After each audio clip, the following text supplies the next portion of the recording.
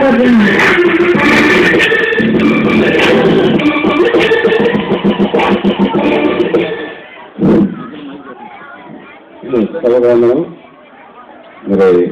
విద్యార్థులు ముడుకున్న శుభాశిస్తులు.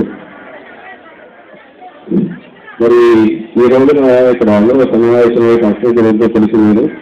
మరి ఆడవారికి ప్రత్యేకతలు జరుగుతూనే వస్తూ ఉంది. తెలుగు తోట విద్యార్థులు ప్రైవేట్ విద్యార్థులు వీడుకొని వ్యవసాయం చేసి వారి పబ్లిక్ పరీక్షల్లో విస్తృతితో పాటు మంచి మార్కులు సాధించాలని మరి వాళ్ళకి ఆశీర్వదిస్తూ వాళ్ళ మీద ప్రేరణ కనపరుస్తూ వాళ్ళందరికీ ఈ ఫంక్షన్ ఇబ్బంది వేయటము అభినందన వేయటం. విదేశ వర్గంలో మీరు ఈ 9th క్లాస్ స్టూడెంట్స్ ఎక్కువ పార్టిసిపేట్ చేసి ఈ సభను విజయవంతం చేయడానికి కృషి చేస్తున్నారని కనబడుతుంది. మరి ఎటువంటి గైడ్ లైన్స్ మీకు లేకపోయినా మీ స్వతంత్రంతో ఈ సభను దిగ్విజయం చేసినందుకు నేను మనసారా అభినందిస్తున్నాను.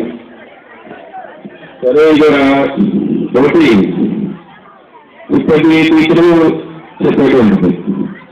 పబ్లిక్ ఎగ్జామ్స్ తీసుకోవాల్సిన జాగ్రత్తలు చదవలసినటువంటి నిబంధనలు ఇప్పటికే అందరికీ సూచనలు చేసి ఉన్నారు. మీరు దానికి అనుగుణంగా మీరు పబ్లిక్ పరీక్షల్లో మంచి మార్కులు సాధిస్తారని ఆశిస్తున్నాను.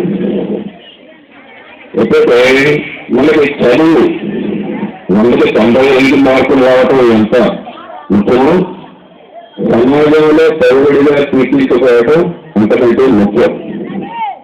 మరి ఆ సమాజంలో పౌరుడిగా కీర్తించబడాలి అంటే కొన్ని లక్షణాలు ఉండాలి.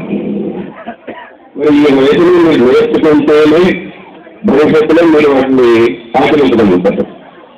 మరి ఆ సమాజంలో నీతి, నిజాయితీ, పట్టుదల తప్పు చేయకుండా నీతి నిజాయితీగా ఉంటే మనం ఎవరికి కలవంచాల్సిన అవసరం లేదు.